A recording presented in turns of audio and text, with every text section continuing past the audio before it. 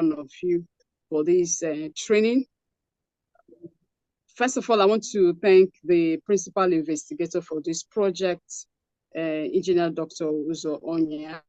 Thank you for the opportunities and privileges you have given us, to the team members in this project. I want to thank the Royal Academy of Engineering and Lord's Foundation for giving us their full support, and also Onya Construction for their full support, sponsorship for this project.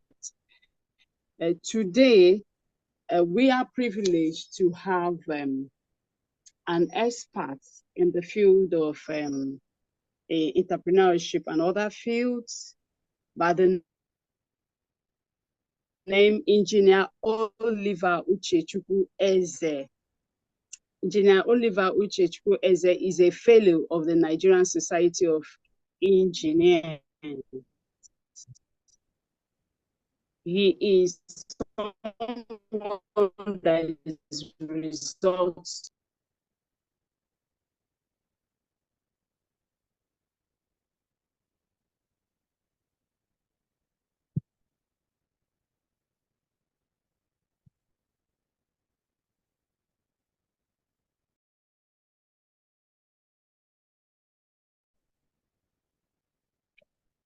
I think we're having serious challenges with Prof's network.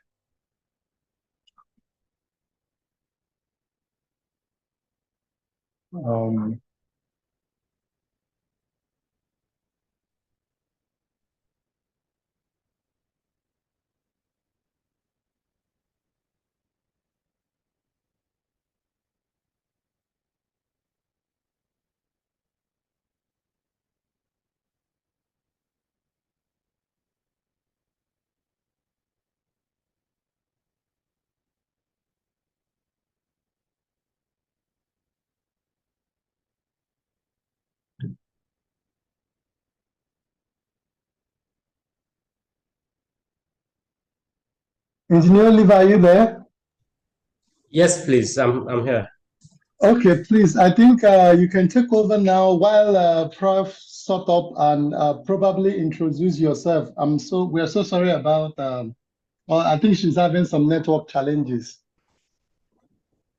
Okay, that's very understandable. I mean, it's common here. So if you have been involved in virtual workshops, you will understand that it's a very common occurrence. So you understand. So like she was trying to say, my name is Engineer Oliver Uchechukwu Eze. I'm the principal partner Nectar Consulting, and over time we have done a whole lot of projects covering different sectors, including but not limited to entrepreneurship development. So when Prof met me in Abuja and brought up this idea, I embraced it with my full chest, because first and foremost, I'm a graduate of agricultural engineering from UNN. So it's a pleasant development for me to come back to my alma mater and participate in a project of this nature. So I consider my being considered here as a privilege, actually. I hope I'm being heard. Absolutely, we're hearing you. Okay, so would you mind if I share slides from my end, since Prof has challenge? Please go ahead. Okay, that's fine. So today we will be talking about, okay, we need to stop the other screen sharing before I can do this. So I'm going to go ahead and say yes. Yes, please go ahead. Okay, that's fine. That's fine. So today we'll be talking about entrepreneurship, right? Entrepreneurship is a very, very wide topic that a lot of persons have spoken about and are still speaking about. People have written all kinds of things around entrepreneurship. And that is why today I chose to go a very specific dimension, to discuss about the mindsets of entrepreneurs, right? And I'm going to give a very brief background of myself so that it can set the pace for the conversation. I'm not a lecturer. I'm going to be speaking mainly from very practical standpoints, what I have encountered either in my own professional practice or what I have seen while having encounters with my numerous clients. And so my conversation is going to be more realistic, more practical than theoretical, right?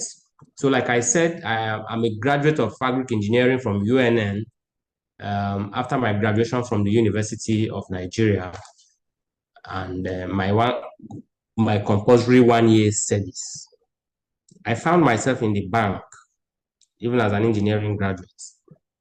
I worked in the bank for over a decade.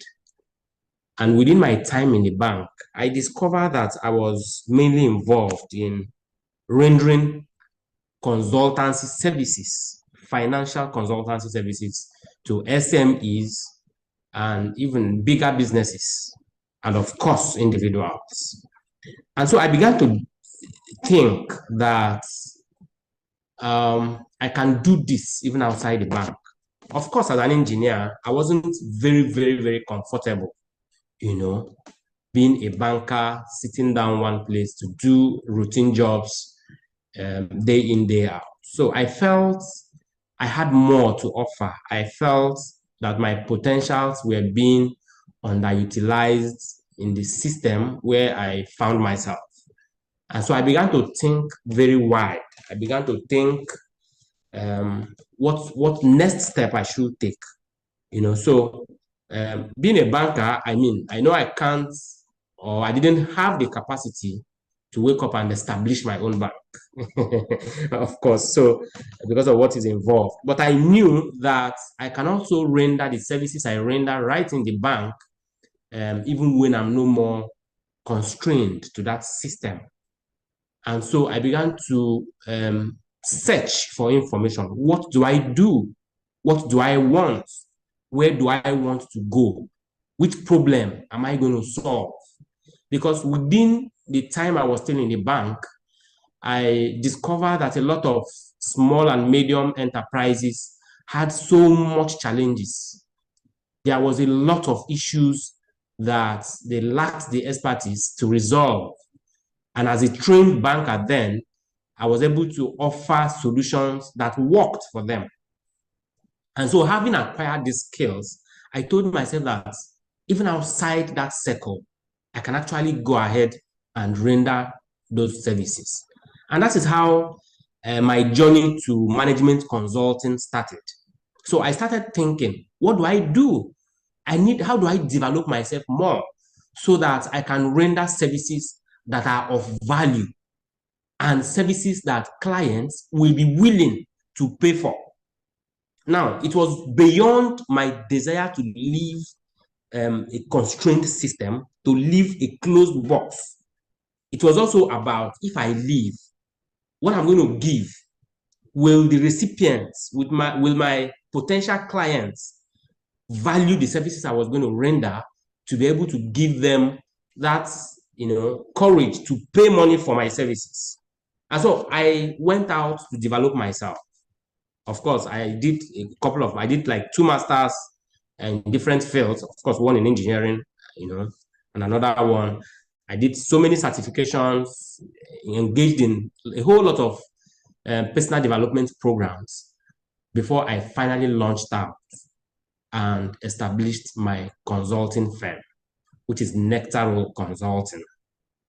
Nectarol Consulting over time has rendered these services for very reputable organizations, including the World Bank, International Institute for Tropical Agriculture, MasterCard Foundation, European Union, and a couple of very reputable local and international organizations, right? So I gave this background information to shape our minds in the discussion we are going to have this evening, which is entrepreneurs' mindsets.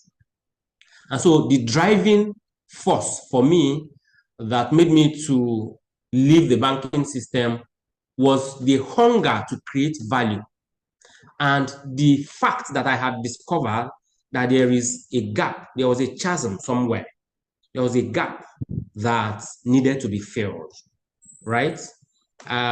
Because of the quality of advisory services I was rendering while I was in the system, in the banking system, it made me to have a whole lot of, to build a very formidable network. So my clients, when I talk with them, they feel that they have gotten value, and that in fact I am a very good relationship they should be able to maintain. And so because of the premium they placed on the relationship between me and their businesses, or me and them per se, I discovered that yes, if I come out to render these services for a fee, I will be able to add value, and people will be willing to pay for these services. And so, that is how an entrepreneur begins to build your mindset. That is where you start from. But then we will see more as we move ahead this evening. So this is just a background to our conversation. So learning objectives. After this session, the participants here will be more informed on the essential skill sets of a successful entrepreneur, and most importantly, how to develop them. Some people believe that some persons were born as entrepreneur, but I have a different view. Entrepreneurship can be developed. They are skills that you can develop on your own if you discover the dynamics of how to go about it. And so we will see some of these essential skill sets and then begin to evaluate ourselves and then know where we need to put in effort to develop such skills. Before we look at the mindset of an entrepreneur, just to revisit for the sake of fluidity of the conversation, what entrepreneurship is all about. Like I said earlier, a lot has been written about entrepreneurship. A lot has been said about entrepreneurship. If we are lovers of information, if we are hungry for self-development, I want to believe that at one point or the other, we would have come across various definitions of entrepreneurship. But for the sake of this conversation, entrepreneurship is the process of creating something of value and bringing it to the marketplace to satisfy identified needs. If you listened to my story very well, you would be able to see it inside this definition. First of all, there is need that you have identified, and then there is value which you think you can bring to address those needs. And then there is the aspect of marketing, aspect of selling, to bring those values that you can give to the marketplace. And this will bring me back to the defense of my seminar, my CWES seminar in fourth year in University of Nigeria, Nsukka. The late Professor E.U. Odigbo was my supervisor. May his soul rest in peace. As a fourth year student of engineering, I did my CWES in a marketing firm in Lagos. And so when I came back to defend my CWES, it's not like now that, everybody have access to systems and PowerPoint and all those stuff. Then your classmates will use cardboard paper, you will write whatever you want to defend and then place it on the board. So while my classmates were busy placing my cardboard sheets, in the class for my defense, Professor Debo flared up and said, "Oliver, you mean as an engineering student, you want to come and talk to us about marketing?" Now, if I wasn't confident about what I was doing, I would have been thrown off by that initial, I don't want to call it attack, but initial strong observation, right? So I quickly responded to Prof. I said, "Prof, yes, I did my CWES in a marketing firm because if I remain as an engineer with all the design skills and technical expertise as an engineer, if I don't have the skills to market this my technical, expertise, then the essence of the whole thing will be defeated, because the essence of engineering is to solve problems. to make life easy for human beings and things like that. And you cannot make life easy for people if you can't convince them to even use, what you are willing to offer, what you are capable to offer as an engineer, right? So moving on, we can also look at entrepreneurship as the ability to exploit business opportunities and building a new venture around them by devoting the necessary resources, assuming the related risks, and receiving the rewards. Entrepreneurs have eagle eyes. They can easily identify business opportunities. And very, very incredibly, Nigeria is a country with enormous opportunities. There are opportunities everywhere, left, right, center. But one of the challenges people have is that people focus on obstacles. People pay more attention on what affects whatever they want to do, why they can't achieve what they want to do, rather than looking at the solution end, right? So if you begin to change your mindset as an entrepreneur, you will begin to recognize opportunities around you. And I mean, who knows? You can actually build a very formidable venture, a very reasonable business, a very strong brand around these opportunities, so long as you are able to identify them and then mobilize the necessary resources within you. When we talk about resources here, of course, it goes beyond financial resources. The fact that you are a graduate, the fact that you have been trained to think, properly, to make good choices, and to reason, to come up with very sound reasoning, is a lot of resources on its own. So when you can identify these opportunities and reappraise your capacity, yourself, your potentials, and identify the resources you need, and also develop the war chest, the courage to absorb the risks, because the truth is that as an entrepreneur, you must encounter risks along the line, right? But you mustn't allow yourself to be discouraged. You mustn't be deterred by risks, And this will bring me to inform our younger ones, the core members and students in our midst, that, look, at this level in our life, it's very important we also devote a little of our time to read biographies. Read biographies of successful entrepreneurs, biographies of successful leaders. It will tell you what they went through to get to where they are.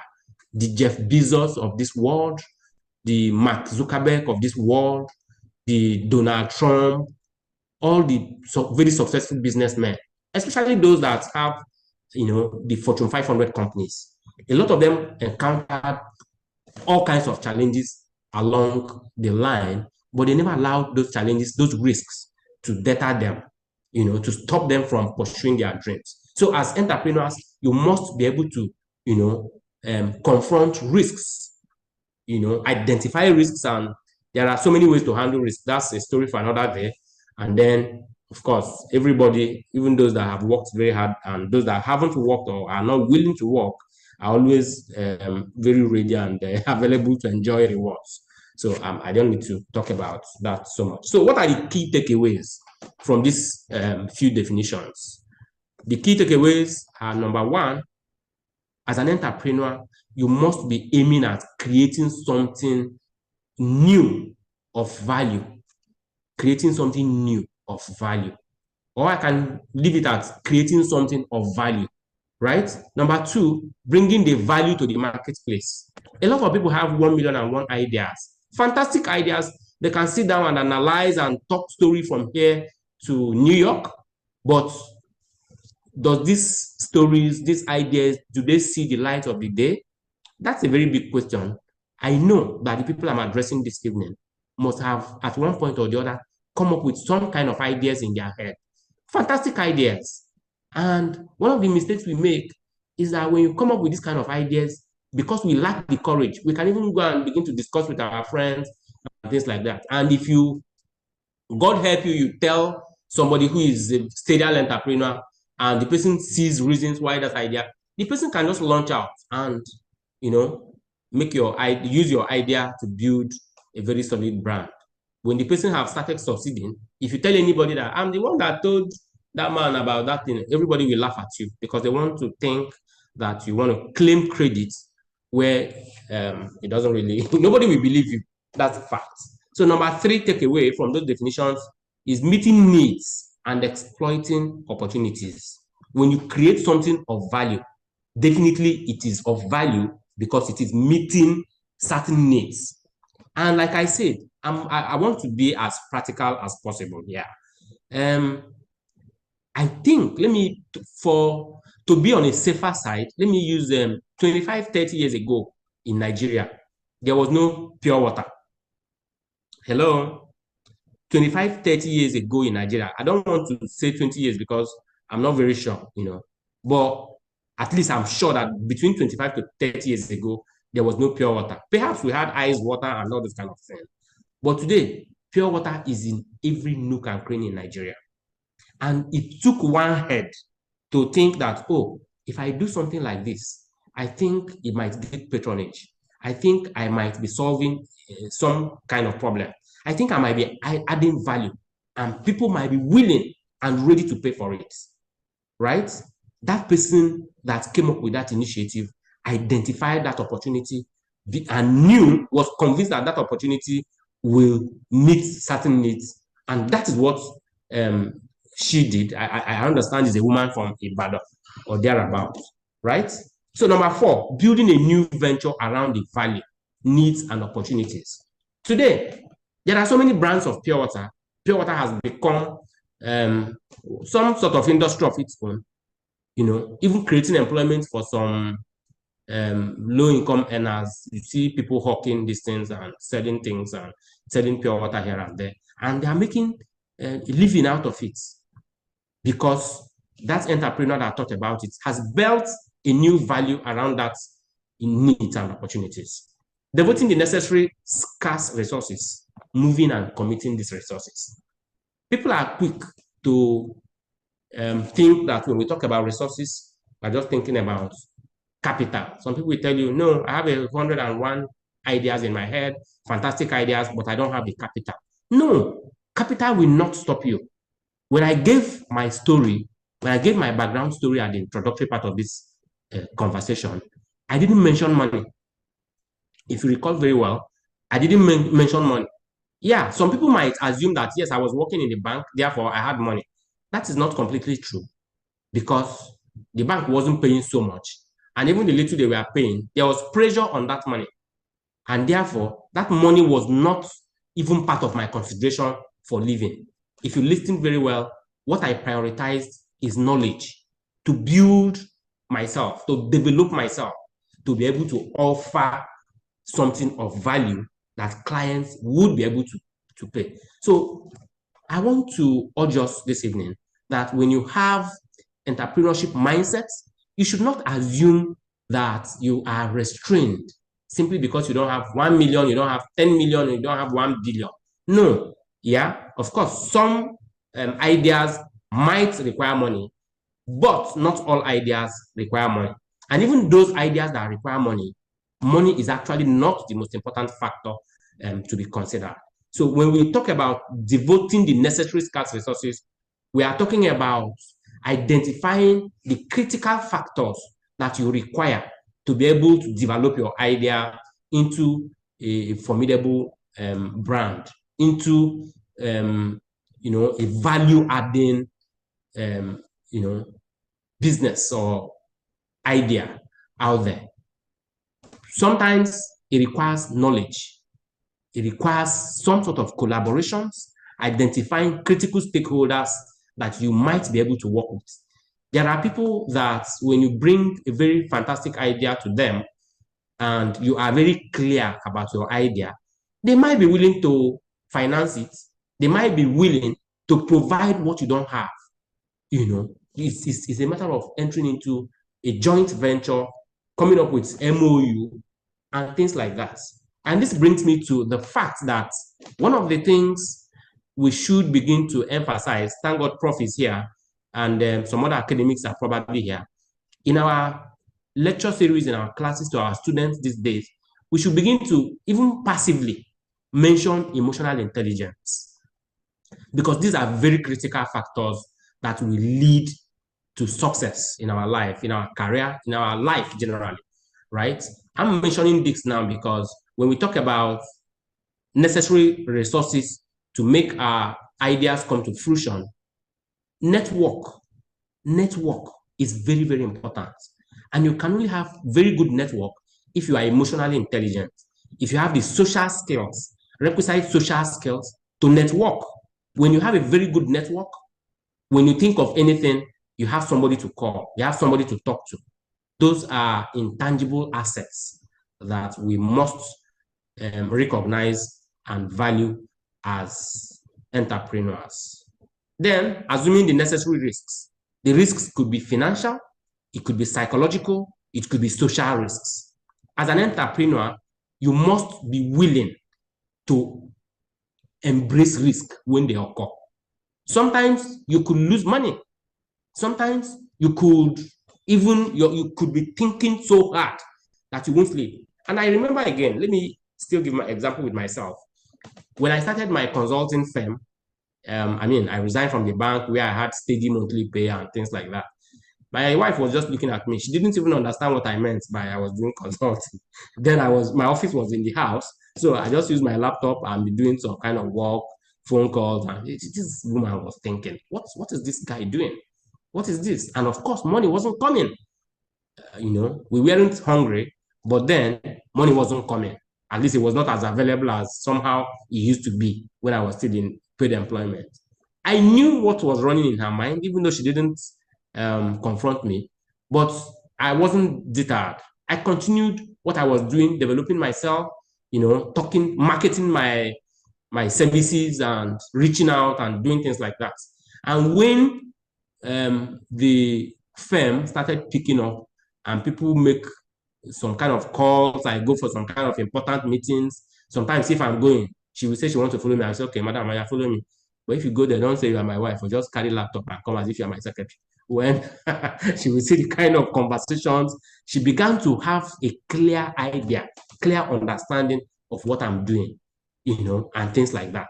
So there are lots of risks, psychological, social, financial risks that you will definitely have to contend with as an entrepreneur and things like that. Then number 7, of course, receiving the consequential rewards and satisfaction that follow a successful entrepreneurship. So this is a kind of background before we dive into our real discussion for today, which is entrepreneurship mindsets, right?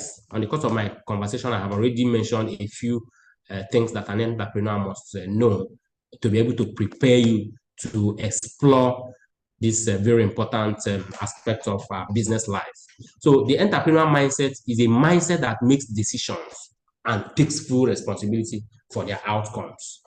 As an entrepreneur, you should be ready to make decisions sometimes. Decisions such as resignation from your work, decisions such as, in fact, as a graduate, I don't even want to do paid employment. I want to launch out and do certain things. I know that I have the skills. I want to develop these skills into XYZ because I know that it is going to address some gaps that I've already observed in society. As a matter of fact, some of my friends, notably one of the graduates, one of my sets from UNN, who had first class in mechanical engineering, never worked for anybody. In fact, he got a job as Slumbeja and he turned it down. And all of us were thinking that he was mad because we knew that Slumbeja, oil company now, they were paying very well. As at that time we graduated and it was so difficult to enter there. And this guy has this work and he decided not to go. If I call his name, some people here might know him, but for privacy reasons, I will not.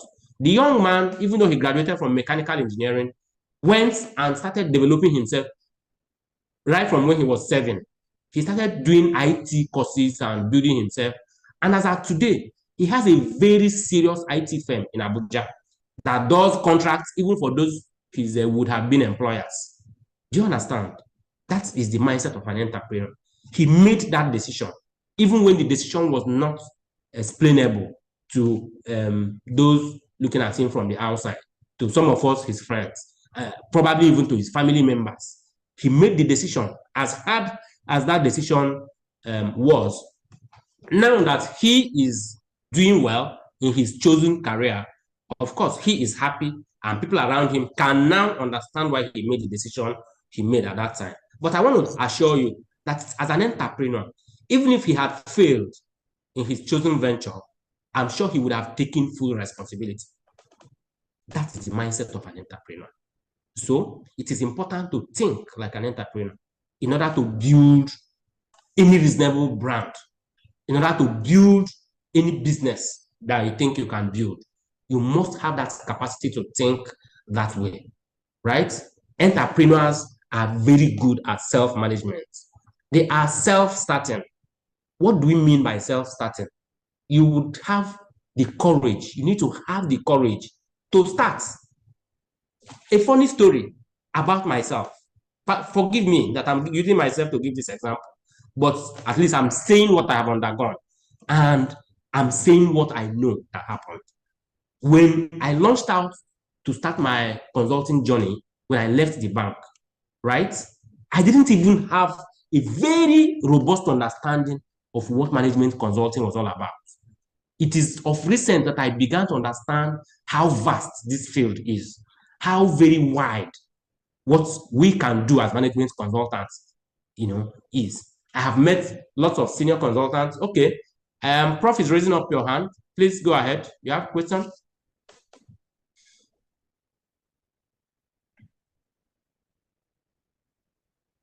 Hello, sorry to interrupt you. You're Okay. doing a wonderful job. Please, can we see you? Can you on your video? I'm so sorry about that. Thank you. No, it's fine. It's fine. Thank you very much. Thank you. Good. Beautiful. Thank you so Thank you much. very much. Okay, so go ahead.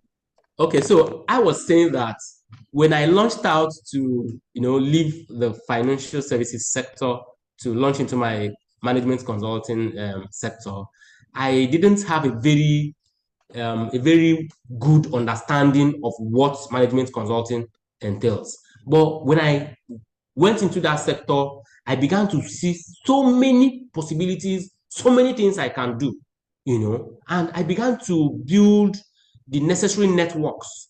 And I can assure you that I have been able to collaborate with so many big consultants and have done a lot of job. In fact, I just finished carrying out a certain project for IHVN. That project, I have never done it. But because one of the senior consultants I have done a couple of projects with got the job, she involved me and we went in there. And you see that as I'm growing, I'm learning. If another organization called me to come and implement that kind of project, I won't have any problem because I have done it and I have learned it. So when you are self-starting, it means you have the courage to launch out, to start, as long as you have some level of clarity in your head, what you want to do, you can start, launch out, self-start. When you want to start, there will be discouraging words and all kinds of discouragements from family members, from your colleagues, from your peers, and things like that. But as an entrepreneur, if you have clear vision of what you want to do, where you want to go, you won't allow any of such to discourage you. Self-motivation. Entrepreneurs motivate themselves. Sometimes it's not easy. Like I said, when I started, I lacked money, I lacked some level of luxury, but because I knew what I wanted and I was clear about it, I had to be motivating myself. I was constantly motivating myself. In fact, I got a couple of offers to come back to the financial services sector. When I was financially down, I was getting offers that would pay me 800,000, 900,000 per month. And then I had less than 100,000 in my account. You can imagine that kind of situation. It is only because I have that mindset of an entrepreneur that made me that, look, Oliver, look the other way. Don't go back there. Don't go and mortgage your future there.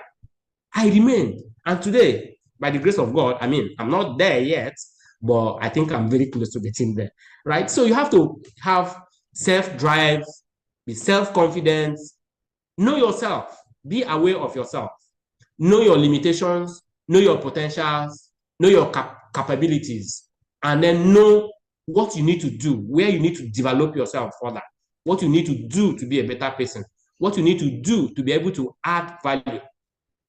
One of the things that gave me confidence and encouraged me was that when I started rendering my consultancy services, what I was doing mainly then was management trainings.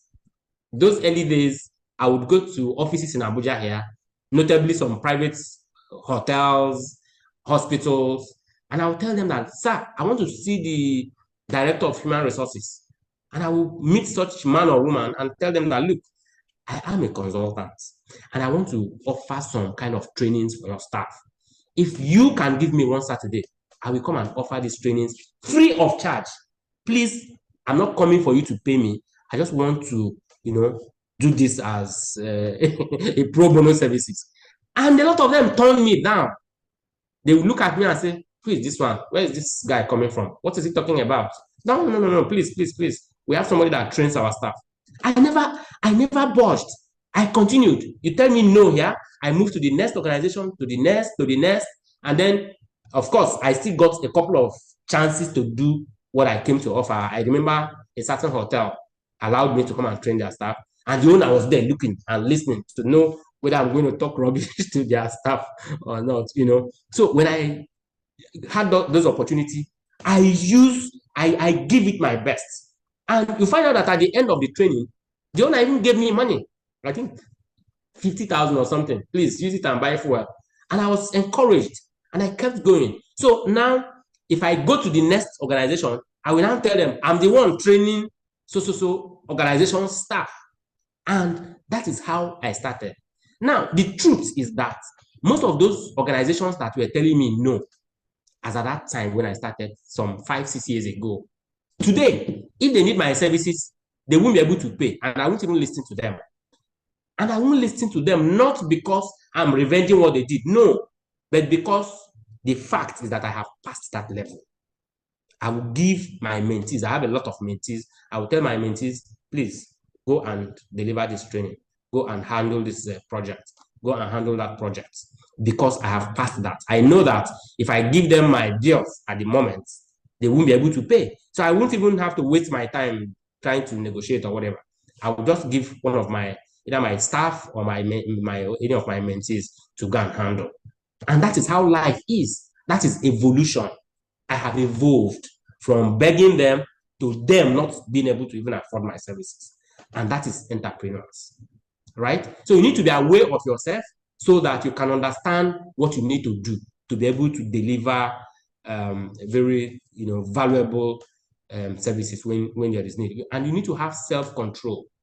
One of the things that happened to me is that when I left the banking sector, when I was in the bank, I had to wake up very early in the morning, go to office. Before 7, I'm already in the office and things like that. So if you become an entrepreneur, if you establish your own business, you are your own boss, chances are that because nobody supervises you, you might tend to lazy around. You might tend to, lay down your guards in certain things.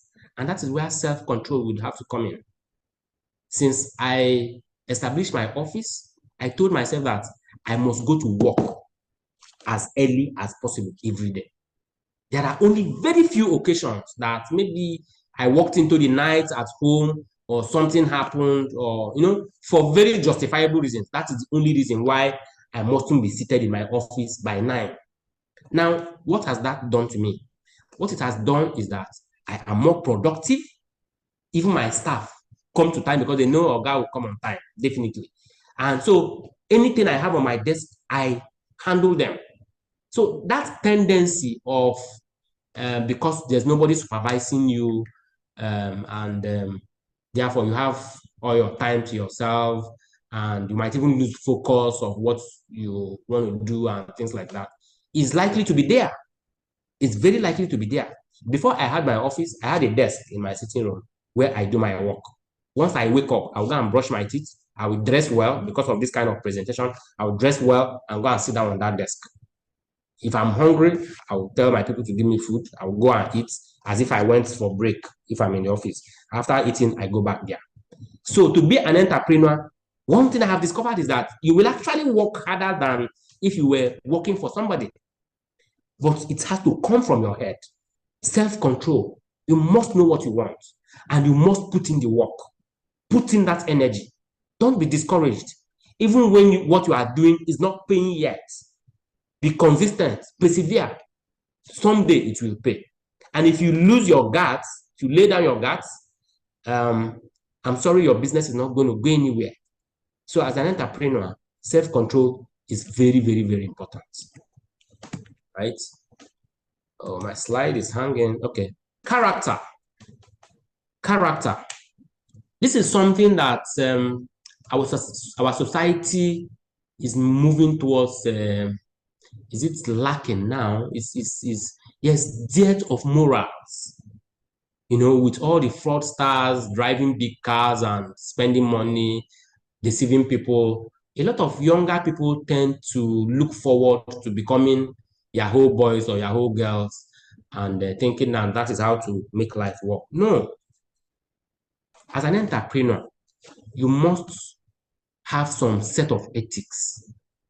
You must have some level of moral rectitude. You must have some respect for morals. Otherwise, your business will not grow. Make it a point of duty that any client that have encounter with you will have a pleasant experience. Let them speak well, even when you are not there. It is only that way that you can get referrals. It is that way that your business can be sustained. Entrepreneurs must have an eye for sustainability. If you dupe your clients for whatever reason, how do you think that client will make any referrals for you? How do you think that clients will bring a repeat business for you? Your business can only grow if the people you have served before can confidently come back to seek your service in other areas if need be. That means that you added value in the first instance and that you also maintain your some level of professionalism. Do you understand? So we must be people of character as entrepreneurs. If you are not a person of character, you may not even be able to source for funds. When your business requires funding and you don't have character, I'm afraid nobody will be able to, give you fund. As a former banker, there's something called 5 C's of credit. One of the 5 C's of credit is called character. Now, you could have collateral, you could meet all the conditions required to access, some financing. You could have every other thing, but if you lack character, no bank will give you loan. Do you understand? And that is how business also thrives. In your business, in your entrepreneurship journey, you must have it at the back of your mind, the need to be somebody of character, so that you can enjoy repeat businesses as well as referrals. What does character strengths, what are the indicators of character strengths? You are a reliable person. You have to be reliable. And you have to be optimistic.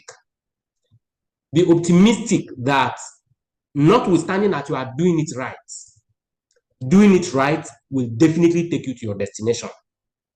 Because of the unnecessary ostentatious lifestyle of fraudsters and things like that, our youth these days have this erroneous mindset that the shortest cut to prosperity, financial prosperity, is fraud or crime or things like that. No, that is not correct. And we must begin to develop that mindset that, look, I don't need to commit crime. I don't need to be fraudulent to be successful, right? So you must be optimistic that even though your progress is probably slow, you will get there if you persevere, if you are consistent in what you are doing, and if what you are doing is of value, you will get there. For want of time, I would have told us a little story about the Gimovias, the Tony Lumelus, how they came about, the big brands they are running today. I had some senior friends who worked with them in the bank. Then they didn't have the money, even though then capital base of commercial banks in Nigeria was 2 billion naira. I mean, compared to now that the thing is running into hundreds of billions and things like that. But then it was 2 billion. And because these are guys that had vision, very sharp vision, and had confidence in themselves, they were able to, they were driven by this confidence and by this vision to go out and, find some level of collaboration and things like that and launch their brands. And today, the stories, I mean, is there for everybody to see. These are already international brands. And that is why I also mentioned earlier that there is need for us to develop the habits of reading biographies. If you read biographies, you will know that those people that have international brands, the owner of Amazon, Apple, Samsung, and all these people, they didn't fall from the sky. They are human beings like me and you, and they are driven by ideas. They woke up one day and felt, look, I think I can do this. A lot of them didn't even have money then. So, but when you come up with this idea, be optimistic, be steadfast, try to identify what you need to identify, what factors are going to drive me towards achieving this aim, right? And things like that. And so because entrepreneurs should have self-control and try to work as hard as if they are being supervised, there is need for you to be conscious of your health, be mindful of stress. What I discovered when I had left paid employment is that I am actually more under pressure than when I was working. Because when I was working, I wake up in the morning, go to the office, do my work, shut down my system, enter my car, and go my house. But now, as an entrepreneur, sometimes I work up to 3 a.m. at a stretch. Sometimes I even find it so difficult to even eat because the amount of work on my desk is enormous. And I know that this is what I have to do, and I will do it. So I get soaked in my job that as I'm doing this work, I'm not even mindful of time. Sometimes I would think that I will be in my office and I would think that it's just 7:30 now, it's just 8 now, until the security of the place where my office is come and begin to knock on my door. That's Oga, it's 12 or it's 11:30 or you have not closed. I will now shout, so it's this late. You understand? So you have to be conscious of how you handle your activities in order to manage your stress very, very well.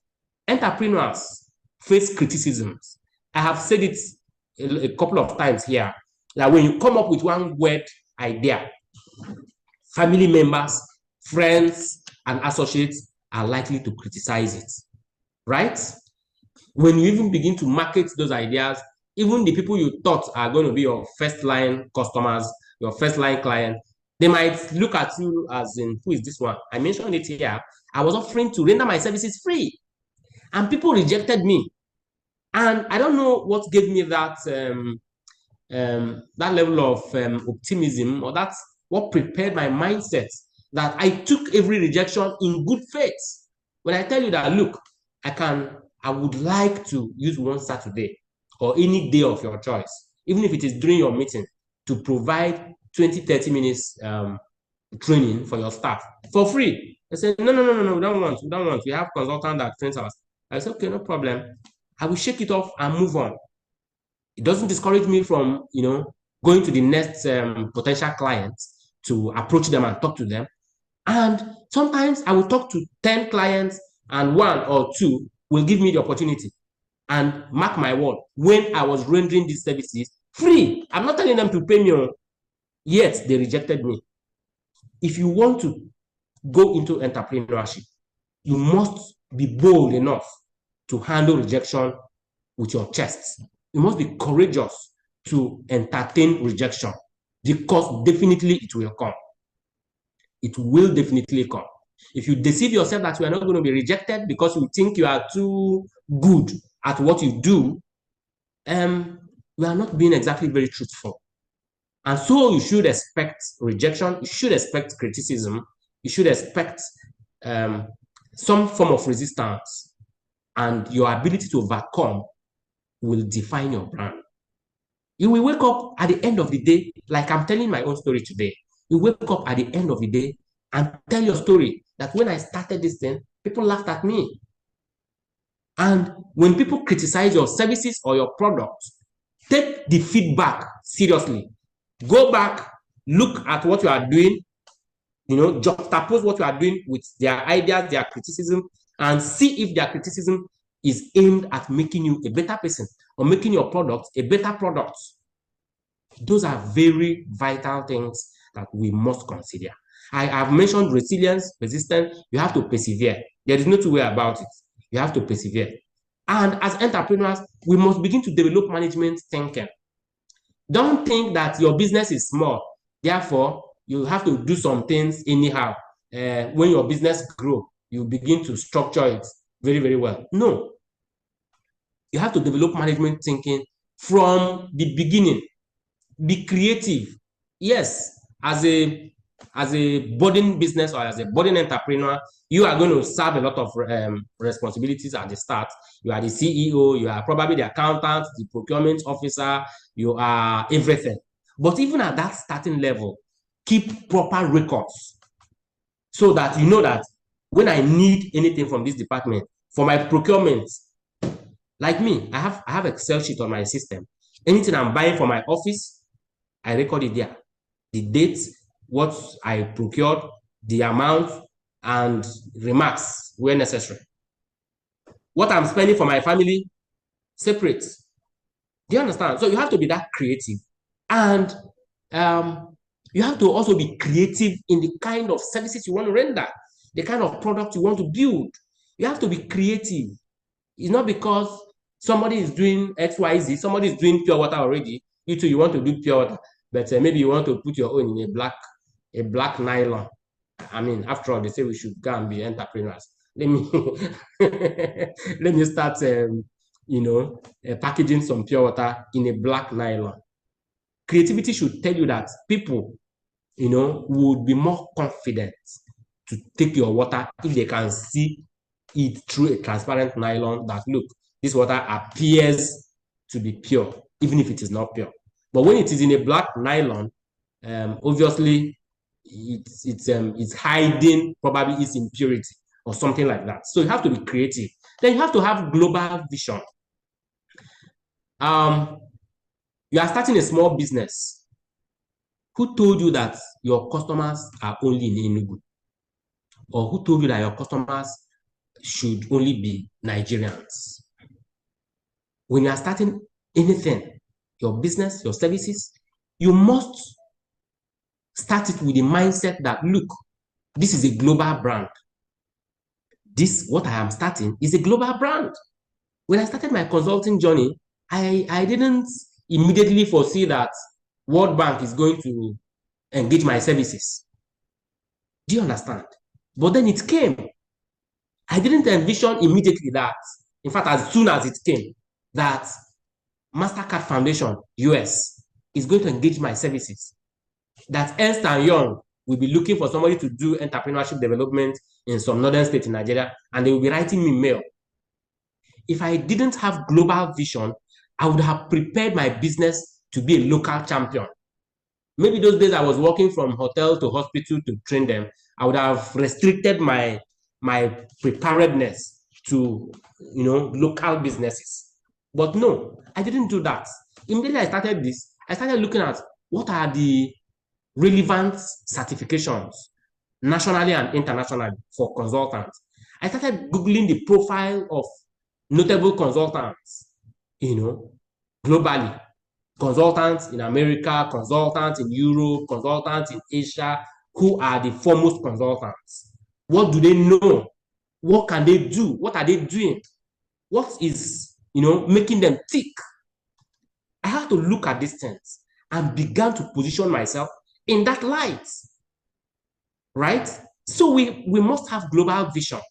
We must be able to think critically, think through whatever you want to do very critically, prioritize, cash into opportunities available, take risks, and then build negotiation skill.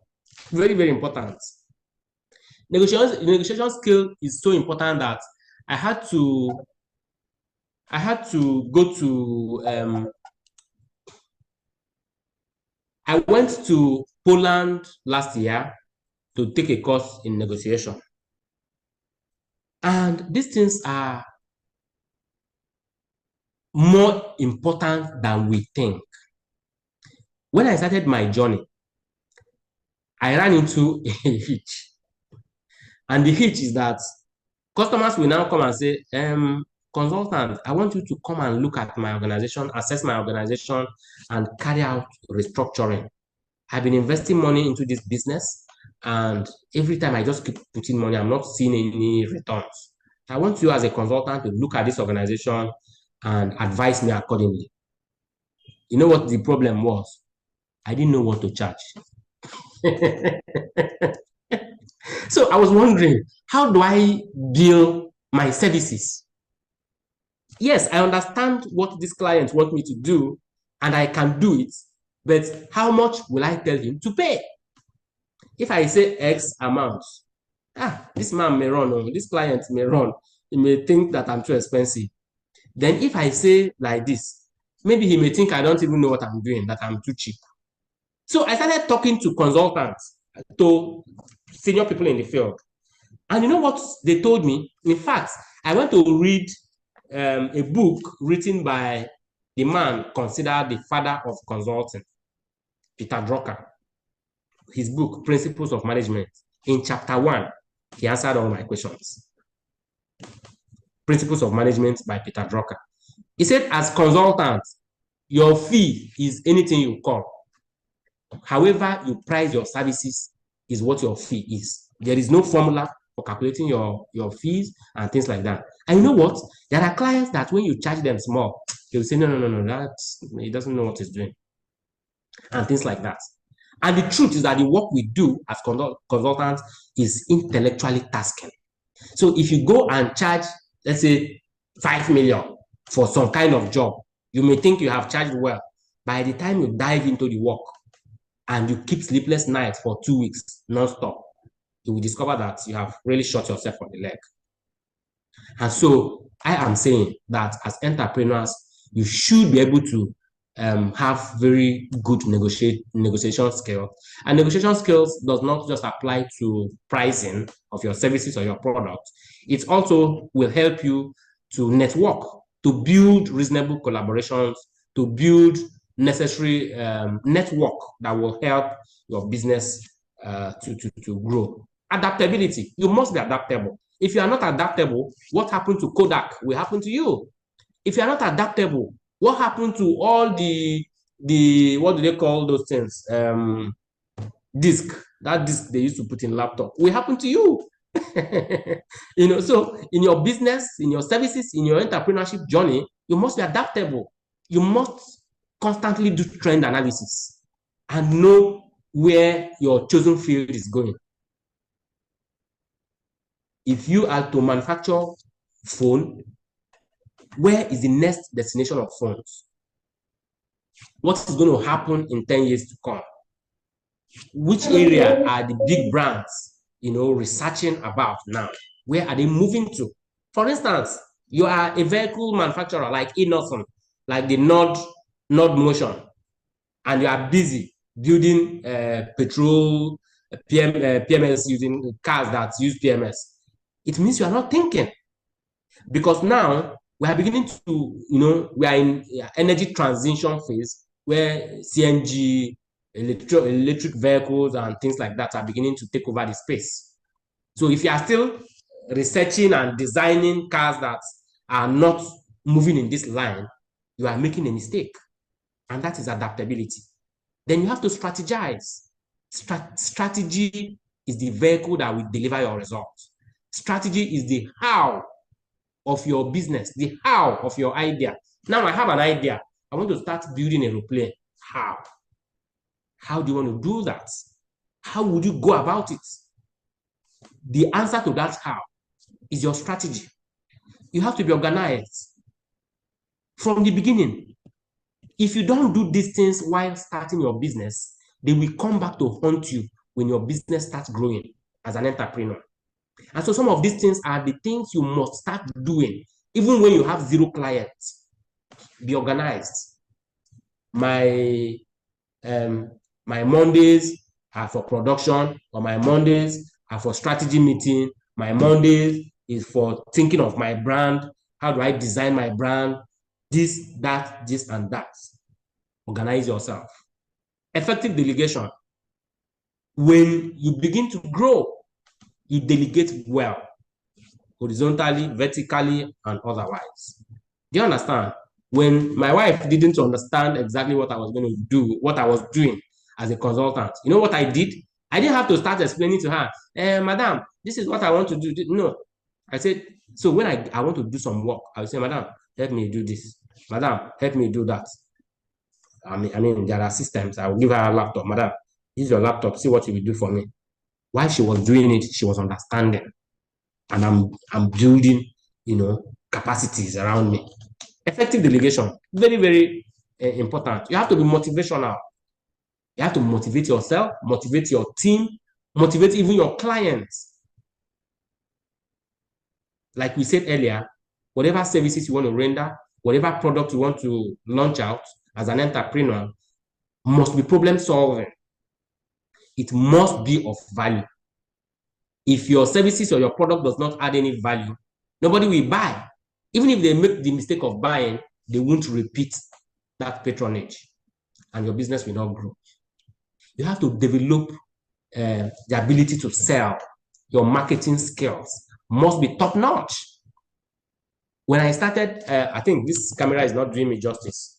What I am wearing here is my brand. When I started my company, everywhere you see me, I'm wearing Nectar Consulting. Face cap, armband, t-shirts, whether long sleeve, short sleeve, you must see Nectar Consulting.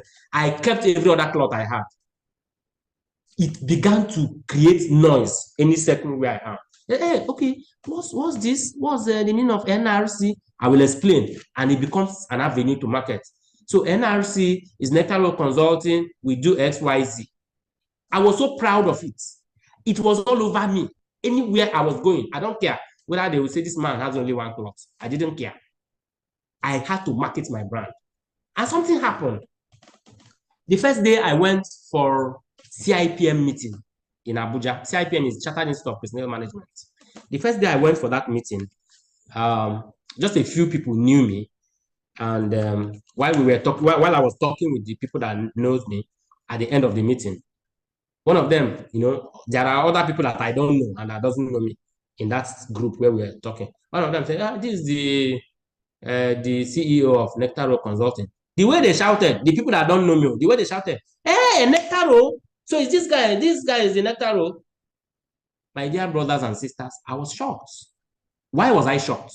I wasn't so pleasantly shocked because maybe they see me as a big man. No.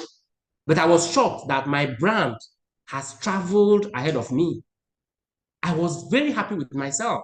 I told myself, guy, you are doing a very good job.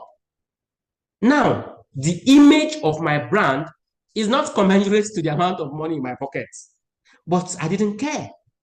I did not care because I needed that brand penetration. I was happy about that. It gave me joy and it motivated me. So when you start, commercializing that your idea, when you start that your entrepreneurship journey, you must be ready to market. You are the chief marketing officer of your brand. If you don't market it, no one will. Even if you employ a team of marketers, they shouldn't market it as effectively and efficiently as you would do, because it is your idea. It is your it is your brand. It is your baby. Like we said earlier, creativity. Always think outside the box. Know what you should do and what you should not do. Explore alternatives. Combine solutions. When you carry out a thorough thought process, you combine different solutions. Have global vision. Do not avoid that silo mentality. Avoid the mentality that, no, Me, I'm living in Enugu, so I want to this thing is for Enugu. My product is for Enugu. I saw something, I think on Afia TV or something, where they package abacha like Indomie and things like that, branded it well, and do you know that that is what it should be? Now, people eat a lot of abacha in Enugu, but who says there are no people that in Abuja, Lagos, in Ibadan, and every other place that likes abacha? When you package it like that, it becomes very easy to buy and things like that. Those are the thought processes of an entrepreneur. Have global vision. Avoid silo mentality. Stop constraining yourself to a very small box. I won't say think outside the box. In fact, I will say think as though there is no box. It's a boundless world, and we can exploit the boundlessness, right? Avoid sentimental decision making. Let your decisions be based on logic, on rational thinking. Don't, allow sentiments and whatever to leave them where they are when you think of your business. Do what is best for all. It is actually better to have services that can, address the gap of the mass markets than a small few. You want to satisfy a small few. No. As an entrepreneur who is just starting, try to identify your niche. Maybe when you grow up, you can begin to do like the luxury brands that build very luxury stuff and have very limited clients and they are comfortable with it. But at this our level, I think you should consider what can penetrate the market and what adds value to a greater number of people. Like the way pyramid is. Serve those that are at the base. If people who can afford 1,000 naira thing and they are 1,000 to buy your stuff for 1,000, it's better than those that can pay 20,000 but they're only 5 and things like that. Consider all relevant issues. Depending on the kind of thing you are thinking about starting as an entrepreneur, consider relevant issues. I said when I started consulting, I had to inquire what are the certifications, what are the relevant certifications I need as a consultant. You know how Nigerians are now. In fact, not just Nigerians, clients, when you come to their office as a consultant and they want to read your profile or your citation or whatever, say, okay, so he is a certified XYZ. He has this. He has attended the Lagos Business School. He attended Ivy League University for his MBA. This. Automatically, your profile goes up. And the confidence that you have the capacity to deliver also goes up. And consequently, your fees also go up. So, as an entrepreneur, consider all relevant issues. You want to do products, you want to render services. What are the things required to make this thing top-notch? What do I need to know? Then address it. Critical thinking. Receive and study information. Carry out proper research. Study everything you need to know about those things. Learn how to sort through information. Be quick to identify important, connect with few, prioritizing. Always prioritize your current corporate objectives. So, as an entrepreneur, when you begin to think of addressing a challenge or a gap, when you begin to come up with ideas of what to do to establish yourself, in the market space, you need to have objective. You need to have what you can call organizational objective or a vision or something like that. Do you understand? You need to have a vision. The vision of my company is that we want to be the best management consulting firm in Africa. And our mission is at all points in time, we want to surpass our clients' expectations. So if a client says, come and do this project, I want to do the project in a manner that the client will say, wow, I never knew I was going to get this level of value when I called you. I'm overwhelmed. I'm so impressed. I asked for A and you gave me A, B, C. You have done well. Right? So you have to prioritize. You have to come up with corporate objectives for yourself. Come up with objectives for your ideas. Say that you want to, you want to be the best in your sector. You want to be the best among equals. You don't want to have competition. You want to be number one at all times by what you do, by the quality of services you render, and things like that. And so that is what is going to drive the kind of decisions you make. That is what will decide the kind of people you recruit when it comes to, increasing your human resources, human capital. That will affect every other decision you make in your organization. What is your objective as an entrepreneur? What do you want to achieve? You have to define it. Avoid one-sided or short-sighted decision making. When you want to make decisions, consider all factors. Opportunity is the food for entrepreneurs. Entrepreneurs identify opportunities with eagle eyes, with high level of precision. I have a friend whom is a pharmacist, a graduate of UNN as well. Whenever I drive with him around Abuja, he'll be looking. I say, bros, what are you looking out for? Say, I'm looking for where I can establish community pharmacy. I just noticed that this estate, we have driven for 1 kilometer and I have not seen any community pharmacy. That is the thinking of an entrepreneur. Always looking out for opportunity. And one funny thing, the kind of opportunities in Nigeria is so enormous that it has blinded a lot of people. People don't even know. If we know the level of opportunity in Nigeria, I'm not sure a lot of people will japa the way we are japa.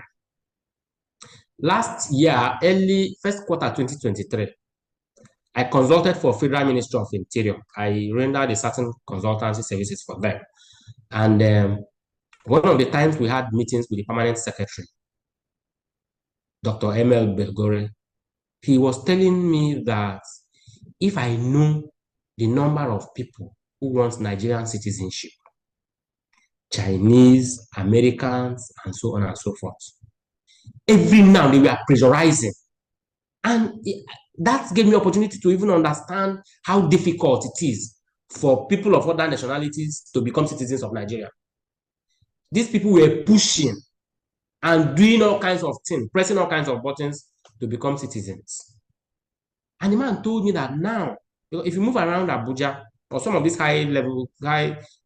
big cities in the country like Lagos, Port Harcourt, and so on and so forth, you find out that some kind of classic restaurants, some kind of places, they will just come and open one kind of business. The Amigo supermarkets, former Amigo, that is for you supermarket in Abuja, and similar businesses.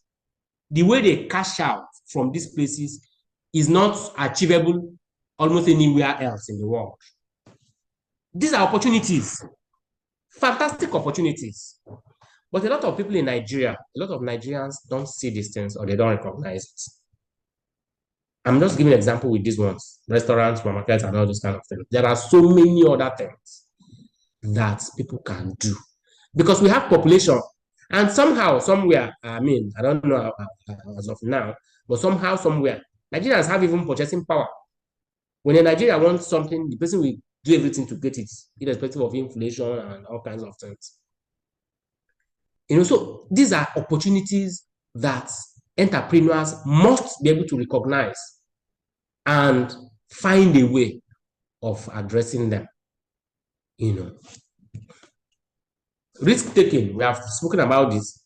Entrepreneurs are synonymous to risk takers. You must take risk and you must take responsibility for whatever the outcome is.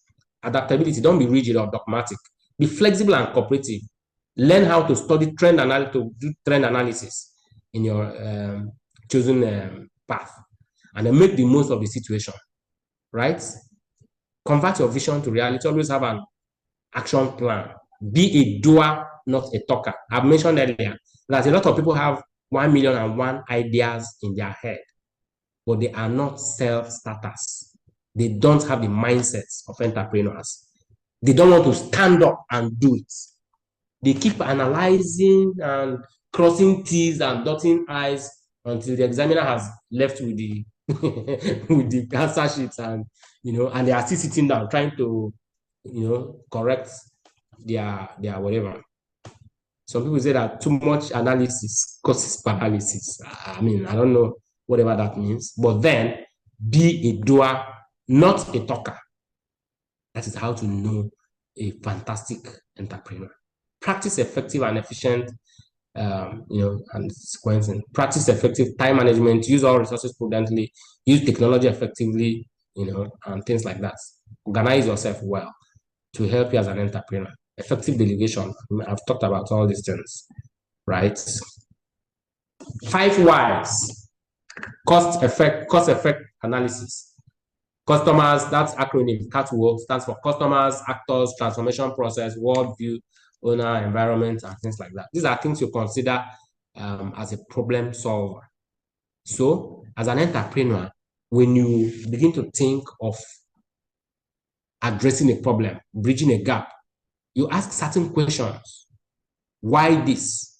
Why that? Why this? Why that? It will help you to have a robust understanding of how to approach whatever you choose to do. Cost effect analysis states the problem, identify the related factors. So what problem do you want to solve? Which gap do you want to fill? What do you want to address? What value do you want to bring to the table? Then what and what are capable of affecting how you address this gap? If you have very understanding team, maybe your friends, could even be your family members, you brainstorm, you throw questions. Ma, I want to start doing XYZ. I want to, for instance, in Abuja, I want to launch an app that you can sit down in your house and request for a barber to come to your house. Do you understand? You can come up with this kind of idea. There are a lot of big men that doesn't want to go out and people will now see them in a barbering salon or something. So I want to develop an app that's just the way Uber works, the way Bolt works, so that you can sit down and request for a barber. So you will ask questions. If I request, what are the things that are likely to affect this? What do you think people will think? What do you think people will key into this? If not, why? You can throw this kind of conversation to your innermost circle, people that you are sure will not steal your idea to go and implement behind your back, right? So you brainstorm and understand the possible feelings out there, the possible constraints, and then come up, identify the right strategies to address such. Avoid unfruitful blame game. I mean, recruit all workers into implementing the solution. Install checks that prevent the occurrence of problem. So catch what that we mentioned before. This method considers the customers, actors, transformation process, worldview. When you are coming up with an idea, you must think about your customers. There's something called design thinking. You have to, be sure that what you are coming up with will be appealing to your customers. It will be of value added to your customers. It will be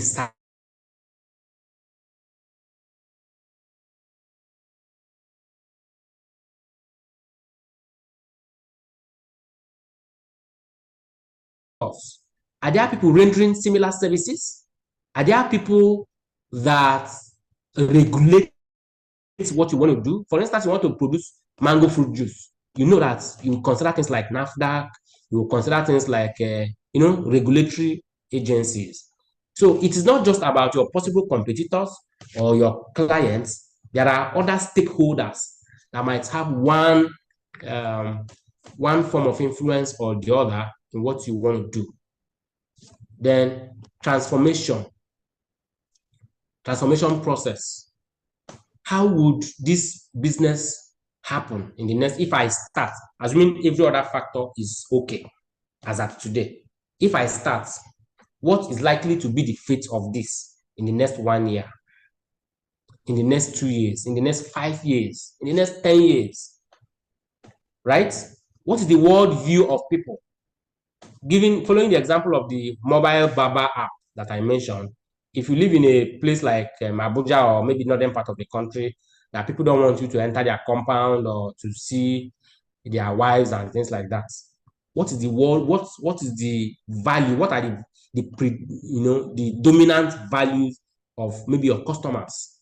How do you address such? Right? You as the owner of a business, what is even your own value? What level of commitment do you have? Which sustainability plans do you have? What is the environment you are going to play this? So when you consider this environment, it will determine maybe the world value of the people around that environment and things like that. Selling, the need for marketing skills for entrepreneurs cannot be overemphasized. Like I said earlier, you are the chief marketing officer of your brand, and therefore you must have a robust knowledge of what services or products you are offering. Do market intelligence, right? How is the market, how is the sector that you want to play in, how is it currently operating? It's called market analysis. Who are the major players there? What size of the markets are they chopping? How do you want to break into that space and things like that? Presentation, how do you present your brand? How can you present your services, your business? Then the networking part, relationship building, creative persistence. You have to make sure that, like the way my organization is, I keep thinking of what to do to make it better, to remain relevant, to remain competitive, so that people will keep, seeing you. The visibility will be sustained. How do you want to sustain the visibility of your business as an entrepreneur? These are very important factors that every budding entrepreneur must have as mindset and must take very seriously to be able to build a formidable business. In conclusion, more people are starting new businesses and becoming wealthy in more ways that has never been imaginable in all human history. And the examples are everywhere in Nigeria. The floater wave guys. Before the floater wave guys, those two Yoruba young boys that founded floater wave, when they started that journey, they probably never knew that journey is going to take them as far as it has taken them today. Piggy bank. So many budding businesses like that in Nigeria. And of course, was it $200 million? I did 200, some very humongous amount. That is what investors came and bought over floater wave from those two young men. And they sold it with wisdom. They retained some level of share in the business. Entrepreneurs must be steadfast. They identified the need for that services, that fund transfer service that they came up with and built it. I can assure you that they didn't really need money. What they needed was technical expertise, technical skills, which they went out for and acquired, and then came up with that app, that business idea, that business model that has become a household name in every financial circle in the country and even beyond. The speed of change has increased tremendously. You see, we are in an era where everything is moving so fast by virtue of ICT. Everything is moving so fast. We have every information we need at the tip of our fingers, and that, to an extent, is a very big advantage to entrepreneurs, because whatever you want to do, you can gather as much information as you can. And you must also understand that the speed at which things are changing is the same speed that entrepreneurs are inventing. So if you don't carry out proper research, what you are inventing today, somebody may be inventing an advanced form of it. And so you have to be on your feet. You have to think on your feet as entrepreneurs. But the good news? The good news is that entrepreneurial skills can be learned. Like I said at the beginning, I don't believe that anybody was born an entrepreneur. is like a spectrum. You can learn it. You can learn it. You can develop the habit. You can develop the mindset. And you can start from nothing and become a very fantastic entrepreneur. Final words. Find the product or service that people need. Aggressively market and sell the product or service.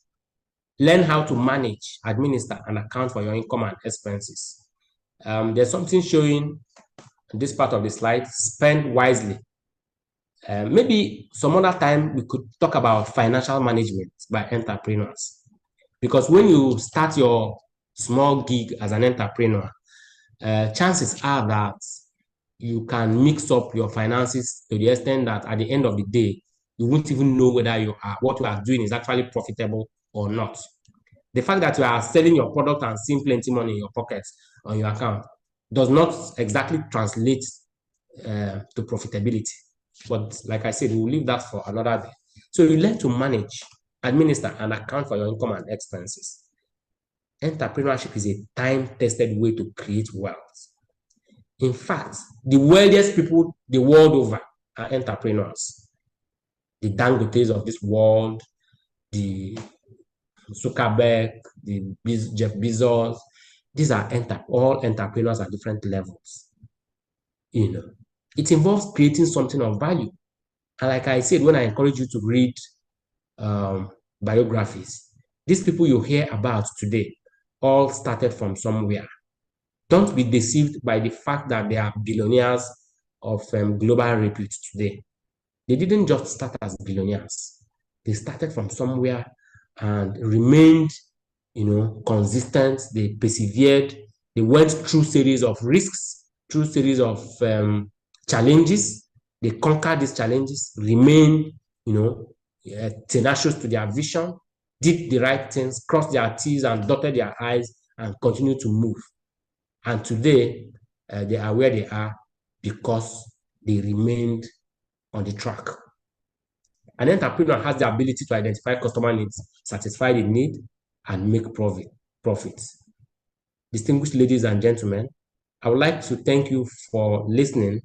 It's unfortunate I didn't make it as interactive as I had wanted it, perhaps because it is virtual, but at this point, I would like to hear from you. Let me even be sure that I am communicating or that I communicated at all. I would like to hear your questions, your contributions, comments, observations, and things like that. Thank you very much for listening.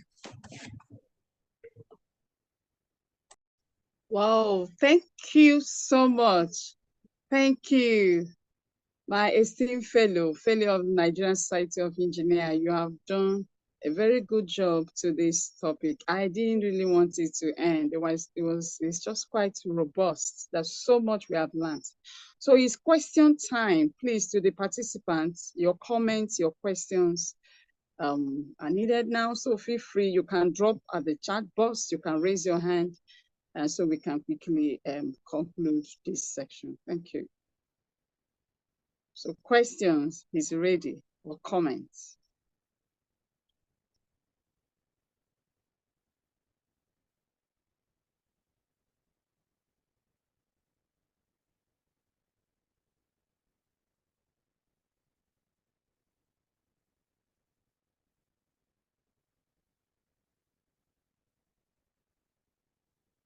Please, are we all here, or don't we have questions for him? Julian, go ahead and ask your question. Okay. Good evening, sir. You spoke about building negotiation skills and how it's very vital to the extent that you had to go to Poland for that. So my question is, for those of us who are not able to go to Poland, what recommendations do you have for us on how to build it and resource materials we can check out?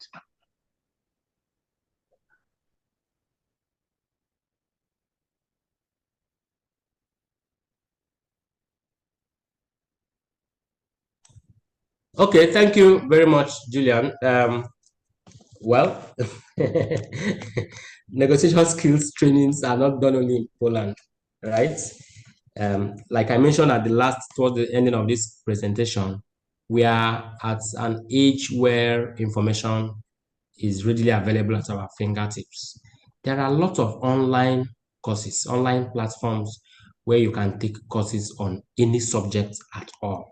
You can go to Udemy, edX, Coursera, etc. You can see negotiation skills courses there, right? There are also a couple of trainings like this. For instance, we could take negotiation skills training as another session in this particular series, right? So there are so many places you can get that skill.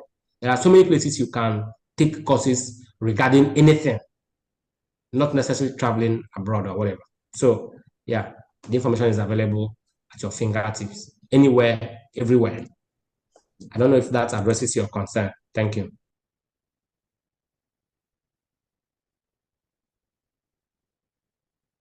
Okay, thank you very much, sir. I don't know whether there is any other question. While we're waiting for other questions, please, sir, it was a very wonderful presentation you gave. You made it look. I am also an entrepreneur. I felt like I was in nursery school entrepreneurship because there was so much to learn from you. Let me ask you some questions that I believe that will benefit our audience. And one of them is that when you made mention of working for free, that got me, because to some extent I tried it and I ran away. So I don't know what kept you true, what sustained you at that point. And then during your presentation, you highlighted a little bit of the benefit, which you said that you were able to refer, you now have something to reference your work on.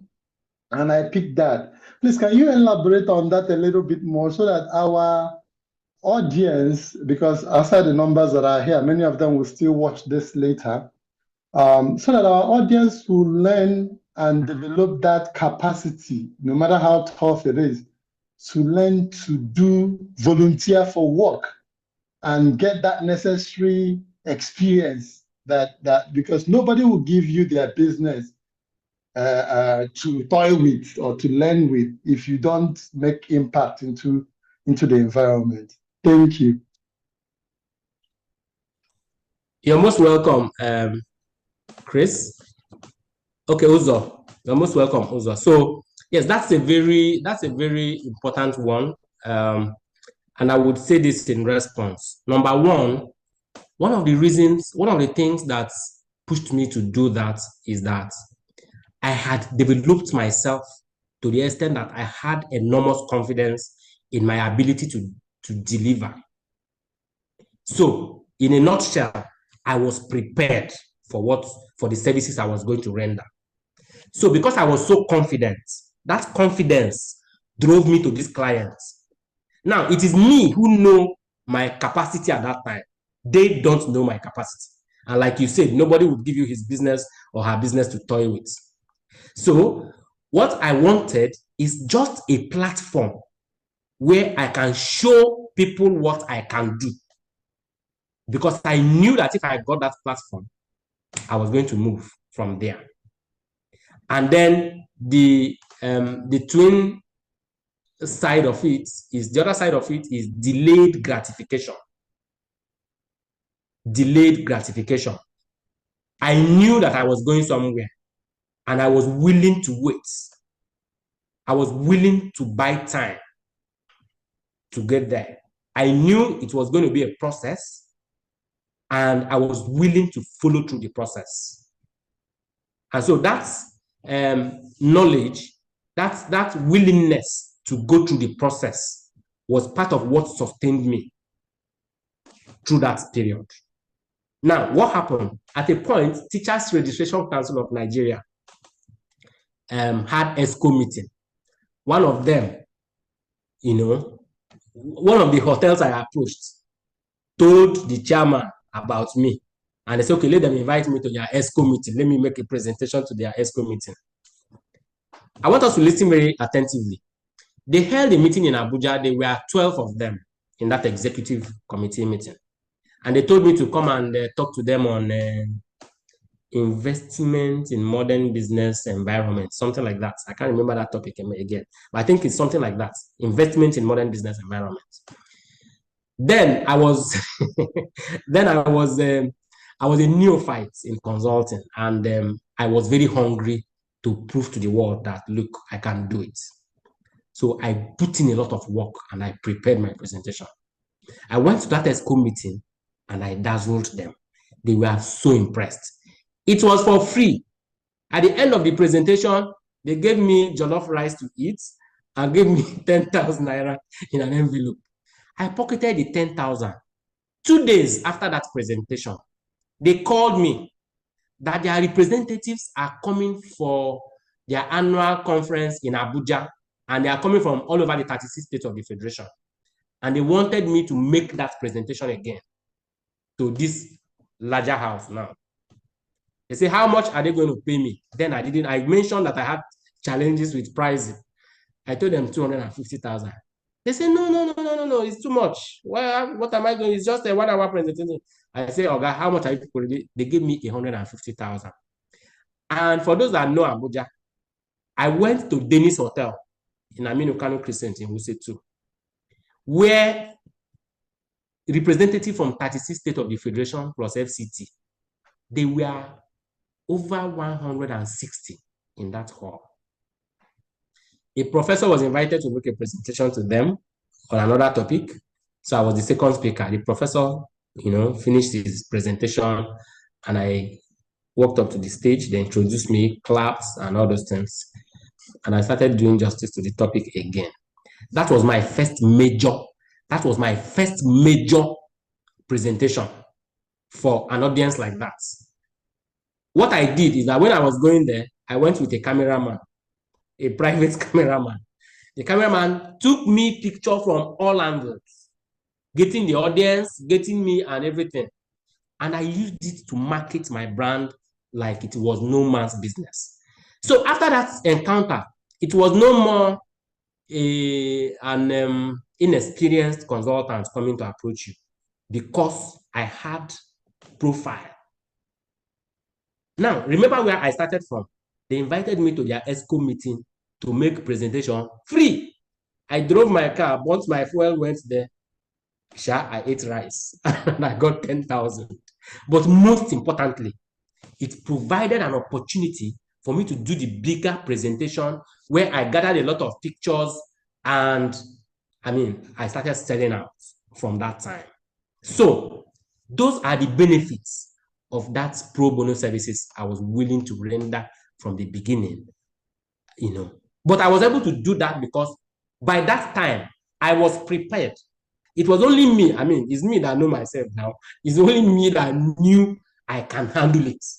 So I wouldn't go there and give you a wrong impression of myself. I will mess my brand up. But people cannot see what you know about yourself. So they were skeptical, and those that were not skeptical gave me opportunity, and I used the platform to sell myself, and the rest is history. Thank you very much for that. Thank you very much for that question, Uzo. I think I was able to address it well. Thank you.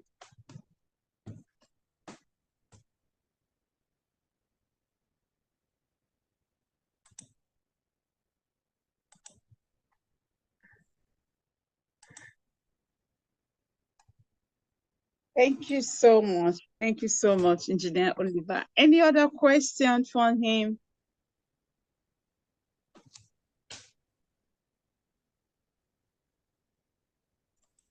I'm looking at the chat box. There is no question on the chat box. Okay, let me ask the second one, ma. Please. Okay, go ahead.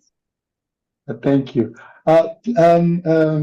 Engineer Oliver, please, what is your take on developing a business plan, and how can we ensure that we develop a business plan that reflects our true value, our honest value, and our capacity, and even a business plan that will reflect what we can deliver and what we can achieve. And then be able to own that business plan as our own identity.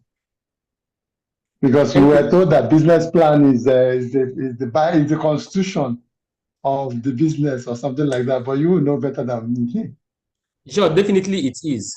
So to develop a business plan requires that, first of all, you have a very good knowledge of what you are doing.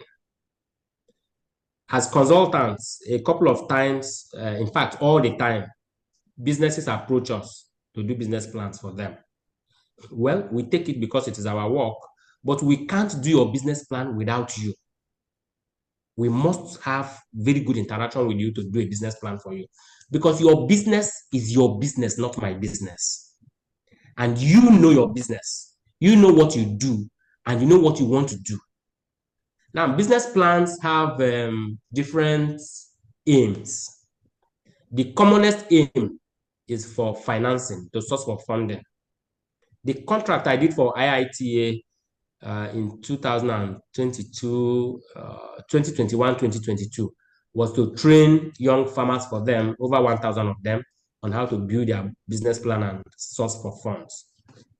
So to answer your question directly, to develop your business plan, you must have a clear knowledge of what your business is. You must have a good understanding of who are your competitors. You must have a very good understanding of your cash flow. Your cash flow now is how much do you need for this business, and what do you need this money for? You need 1 billion. Out of this 1 billion, 100 million is for my business complex. And these are how this 100 million will be spent to get this complex, right? Then the remaining 900 million, I'm going to employ 5 staff. To employ them is going to cost me this amount. I'm going to use this amount to train them in XYZ skills. Your business plan must be very detailed, because if it is used for financing, for fund sourcing, the funder, whether it's a donor or a financial institution, would like to see every detail about how you intend to spend that money. And after the spending part, what is your projection for returns? What is your income projection? Your timed projection, that when I do all these things I said I'm going to do with 1 billion, the next 1 year, I expect that this business, all things being equal, is going to generate X amount. Yes, I foresee so risk in this business, and I also have these mitigants to address such risks if they occur. So your business plan is, like you rightly said, is the Bible of your business. So it explains your business every step of the way. It explains every single thing that your business plans to do, especially in financial terms. It will also expose what is called market analysis. I want to go into cement manufacturing. Currently, the big players in this manufacturing is Dangote. Dangote controls 70% share of the market. There is another competitor, BUA. BUA controls 25% share of the market. I am going to play within the remaining 5%. And from there, I hope to grow it to 7% after 2 years. And these are the strategies I have in place for that growth. This is how I will address this competition. This is my niche. Your market analysis will speak to this. Do you understand? So business plan covers all these gray areas about your business, such that when a donor agency, a financial institution, or whoever is really willing to part with his or her money, go through your business plan, they shouldn't have much questions about what your plans are and how you plan to go about your business. Thank you very much. Thank you so much. I don't know whether there is any other question from the audience. I have one, if you permit me, one last one. You are very free. Close up. Prof, can I ask one last one, please? Please go ahead. Go ahead, sir. Okay. Okay, thank you. Engineer Oliver, I am very, very impressed with your financial discipline. I must sincerely commend you about that, especially when you were explaining how you were so disciplined in managing money administratively. Many of us have that as a challenge. We are unable to separate finances. We just lump them together and then do whatever we want. In fact, personally, I'm guilty of that. So what I do is that if I have projects, I separate the finances and allocate those finances to someone else to control. So that, because I know if it's under my control, if there is need, I could sign it off. So, but you explained thoroughly how you do a Excel sheet and spread these things properly and then have them arranged. My question is, what is the benefit of properly structuring these finances? What impact did it have for you, or do you think from your experience dealing with multiple business across the country and abroad, what impact does it have? Do we just have set accounts, different accounts, and just do it for the sake of doing it, or does it have any benefit now or later so that we can encourage our youth to start doing that? Thank you. Fantastic question. Fantastic question, Uzo. So, in my case, as a consultant, I am Oliver. Oliver is a consultant. The Nectar Rule Consulting is my firm. And Nectar Rule Consulting is a consulting firm. For lawyers, they will tell you that two of us are two different people. Even though when what comes to shows, they can unveil the corporate identity and see that it's Oliver that is behind consultancy firm. But for me, I treat these two people differently. So Oliver I have certifications that qualify me as a consultant. Nectar Rule Consulting has all the regulatory documents that qualify it as a Nectar Rule Consulting. Now, what I do is that if some consultants in Lagos call me to come and join in their project, they get contracts and they tell me to be member of their team, which means when we are going for that project, I'm going to wear their brand and I'm a staff of their brand. If we do that job, when I come back home, any amount they pay me, I'm going to record it that Oliver earned this money. It's my personal money that I earned as a person. Now, if Nectar Rule Consulting gets job, whatever amount that accrues from that was earned by the organization. If I'm paying my staff salaries, I'm renewing my office rents, or any official expenses, is expenses incurred by Nectar Rule Consulting. But I go out to have lunch in one big restaurant, or I go, gallivanting to have fun somewhere, I'm incurring my expenses. So what happens is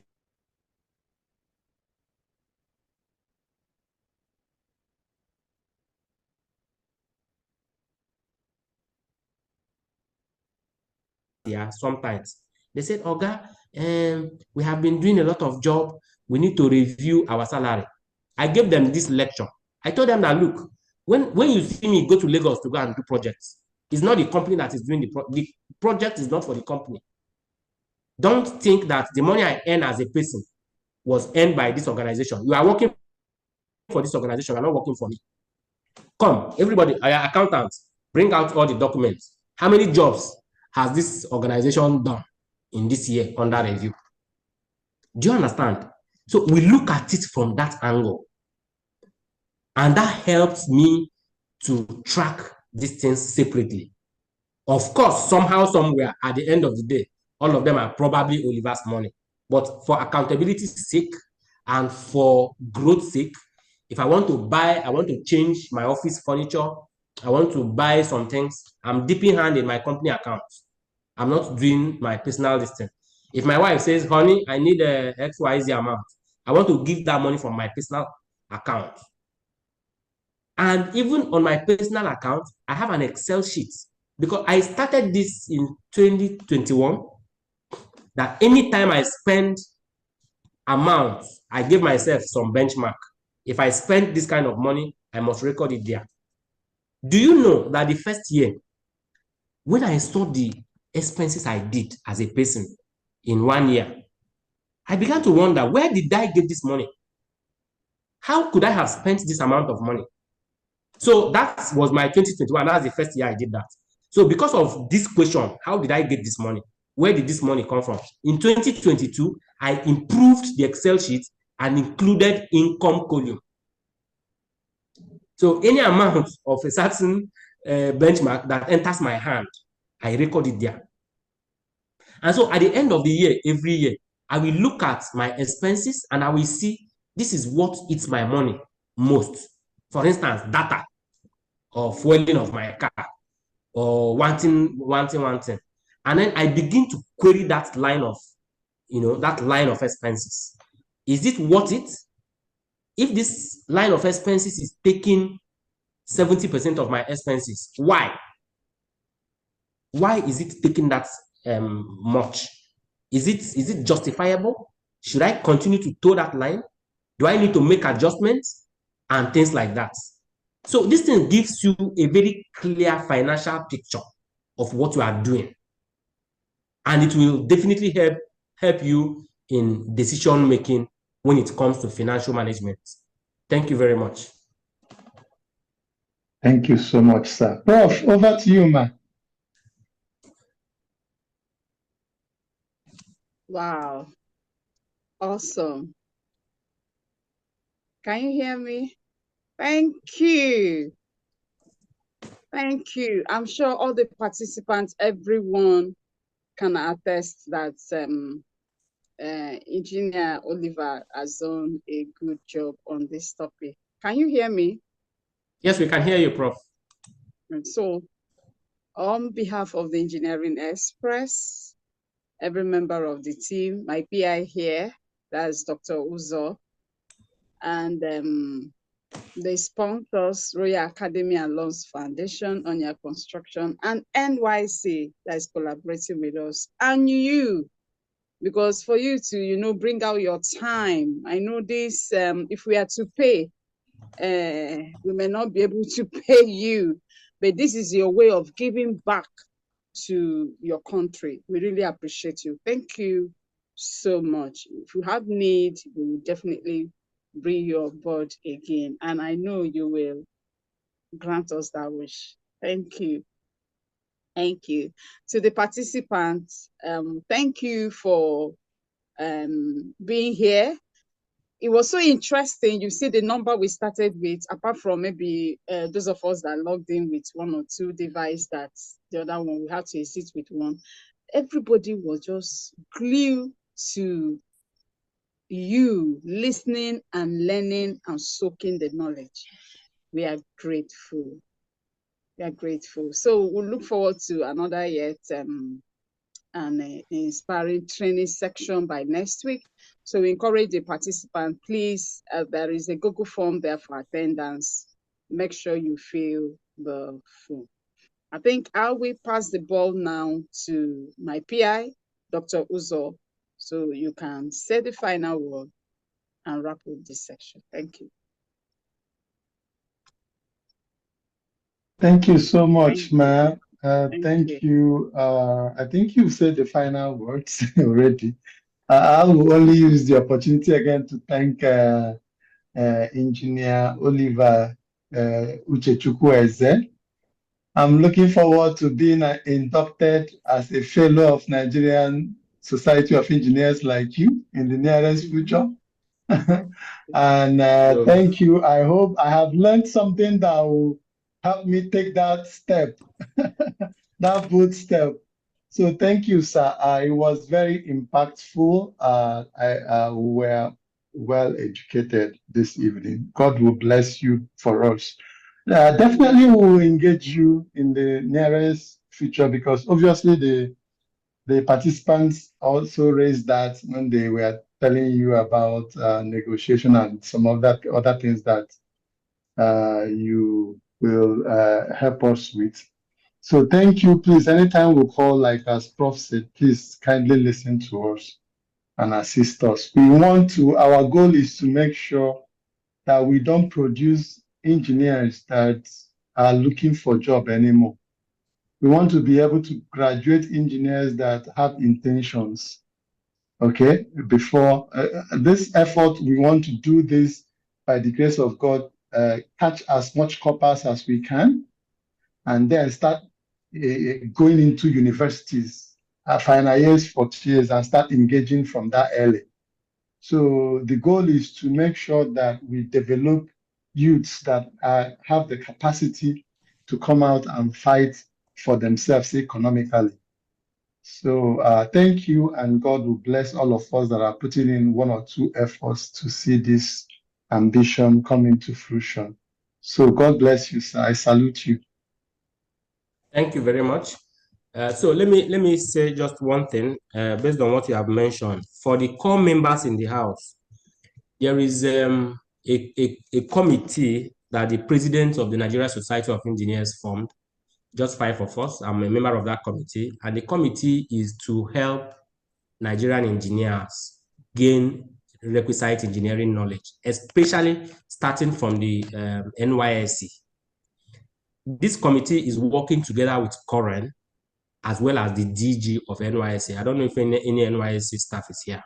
So wherever you are serving, try to identify with Nigeria Society of Engineers. We want to stop the practice of sending engineering graduates to schools to go and teach physics and mathematics and biology. Engineer Margaret, I know Oguntala, fellow of the Nigeria Society of Engineers and the president of the Nigeria Society of Engineers, is working very hard to that effect. Like I said, I'm a member of the subcommittee that is working on that.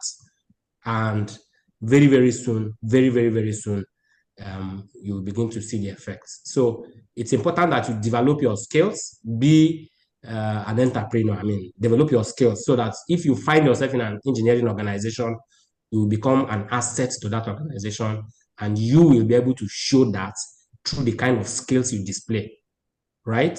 So that at the end of the day, we will be better for it in the engineering family. Thank you very much for the opportunity once again. With this, I think I'll be able to take my bow. Yeah. Thank you, sir. Thank you. Thank you. Respond to him. Okay, please go ahead. Engineer Minat is here, please.